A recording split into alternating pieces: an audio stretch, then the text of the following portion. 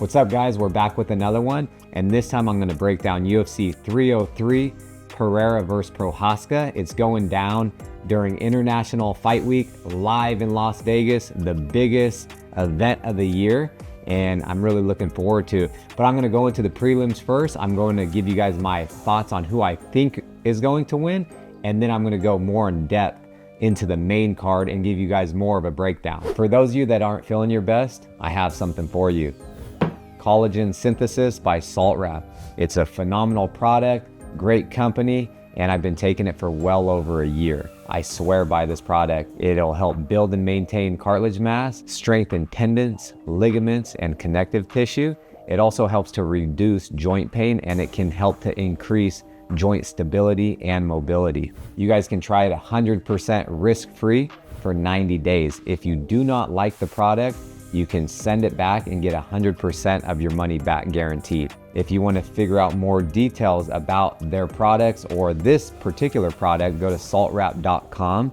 And if you guys decide to pick some things up, don't forget to use code JOSH to get 25% off your entire order.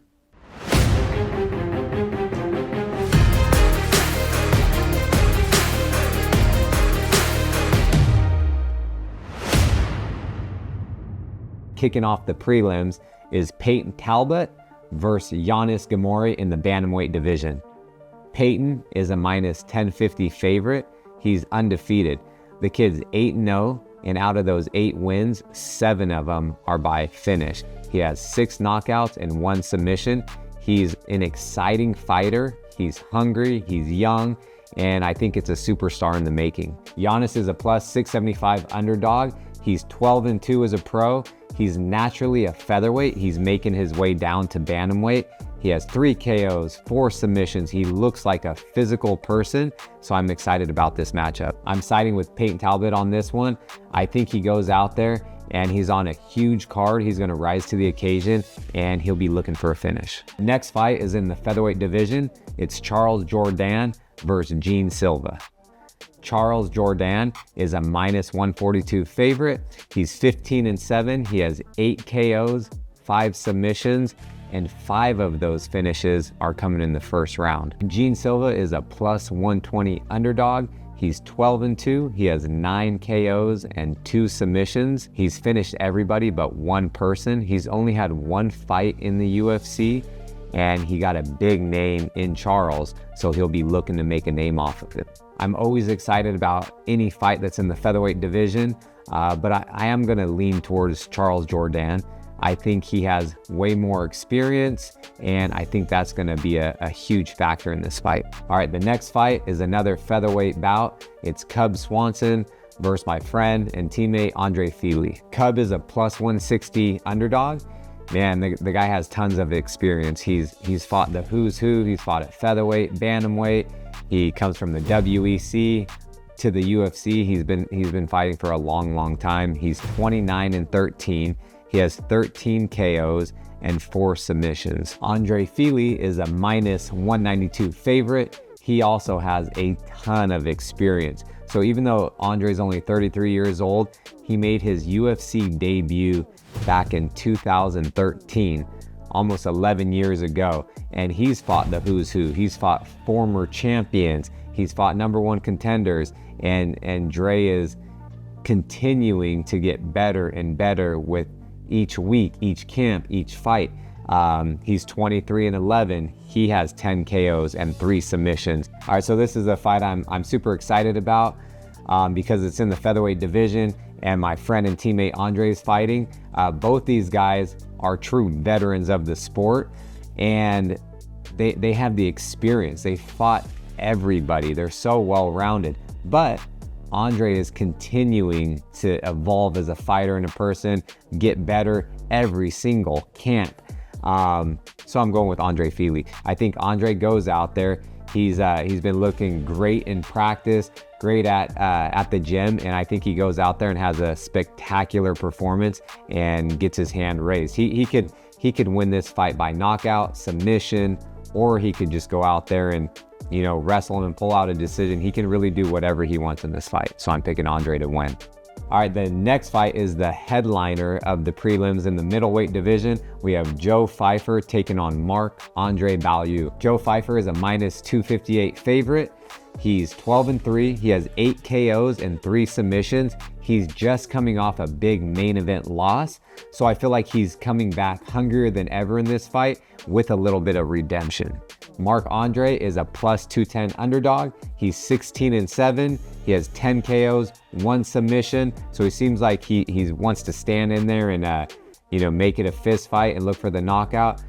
And you may not know this, but his nickname is the Power Bar. So this is definitely going to be an exciting stand-up fight in my opinion, but it's hard to go against Joe Pfeiffer. He has really good boxing. He's a powerful individual, so I'm picking him to get the job done. Kicking off the main card at UFC 303, we have number 7 ranked Ian Garry taking on number 14 Michael Venom Page. Ian Garry is undefeated.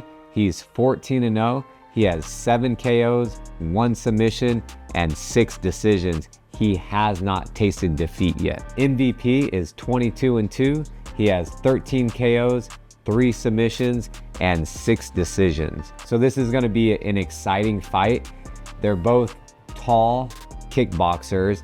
I do feel that Ian Garry is just a little sharper and he's a lot younger. I wanna say he's 26, MVP's 37, but Ian Garry, what we've seen time and time again, he's going to be using the entire octagon. He's going to be moving around, switching stances, and it makes his opponent chase him where he can counter him. So I can see my MVP, trying to cut him off, close the distance.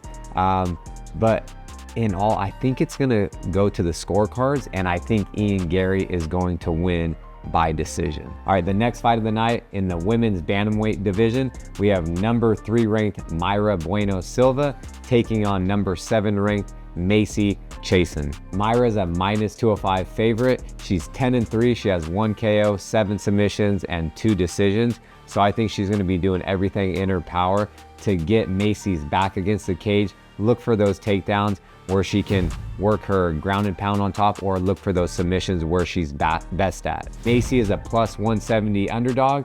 She's 9-3. She has 2 KOs, 3 submissions, and 4 decisions. She's a much taller and longer fighter than Mayra.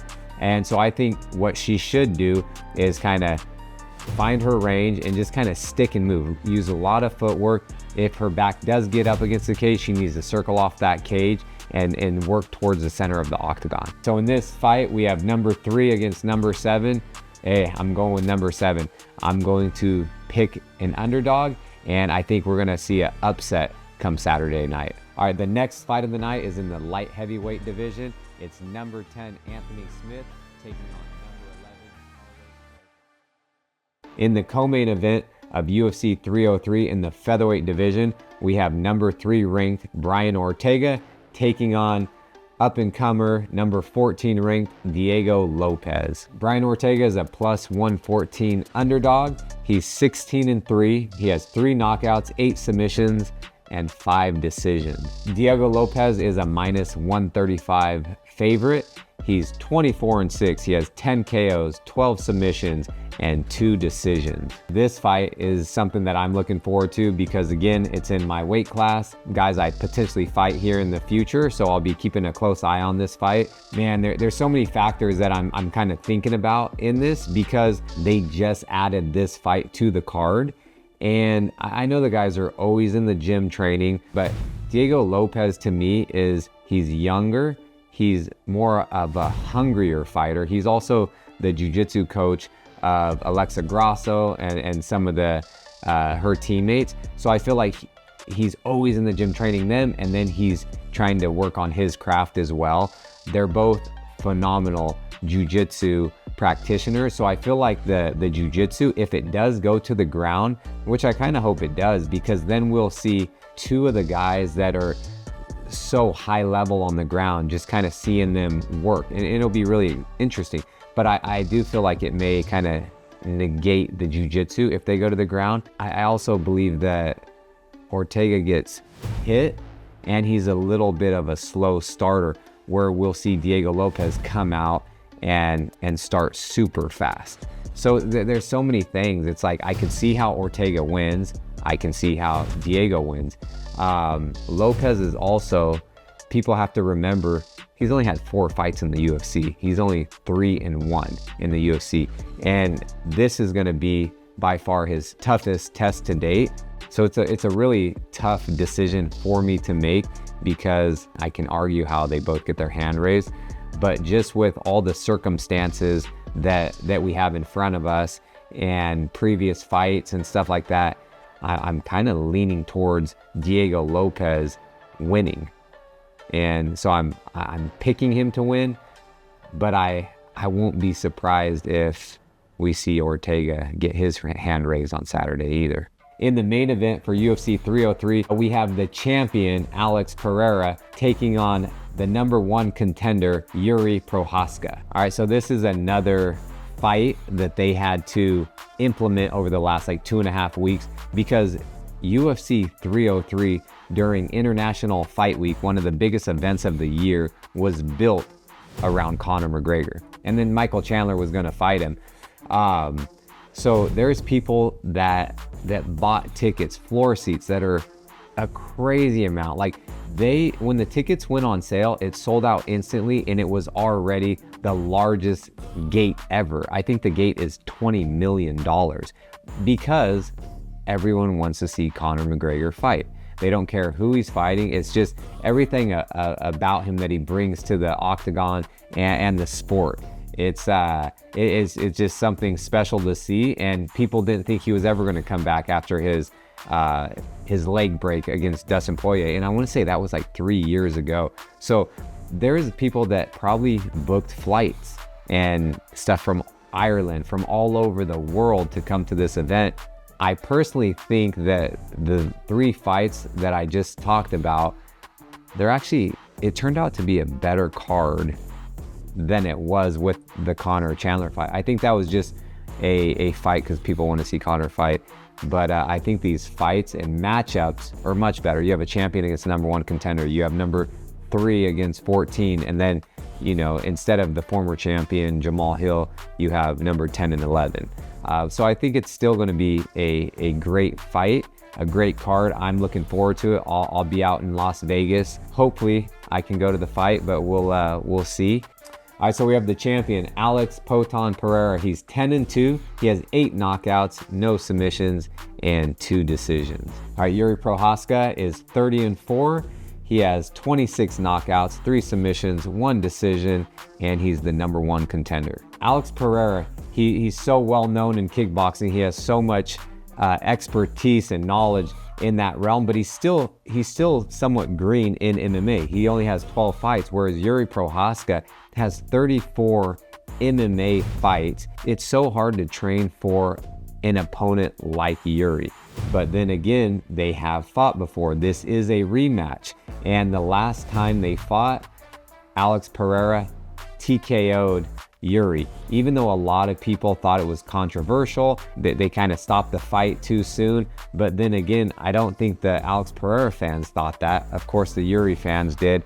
But Yuri looked great in his last outing against Alex Rakic. He went out there and TKO'd him. And the last time Pereira and Prochazka fought each other, Yuri hadn't lost a fight since 2015. So he was just on an absolute tear, looking great, knocking people out, getting his hand raised until he lost to the current champion. And Yuri, he was the champion. So if anyone can go out there and upset Alex Pereira, I think Yuri can do it. But from a picking standpoint and betting standpoint, if I were to bet, I'm picking Alex Pereira to maintain the light heavyweight champion. He was a former middleweight champion, and he wants to go up to heavyweight and fight for the heavyweight title. And if anyone could do it, I think he could be the one to do so. But with John Jones up there, hey, that's a tough one. All right, thanks again for watching, you guys. Let me know your guys' thoughts, your picks, your predictions. Don't forget to like and subscribe, and then comment down below who you guys have winning, and if you guys agree with my thoughts. Otherwise, we'll catch you guys on the next one.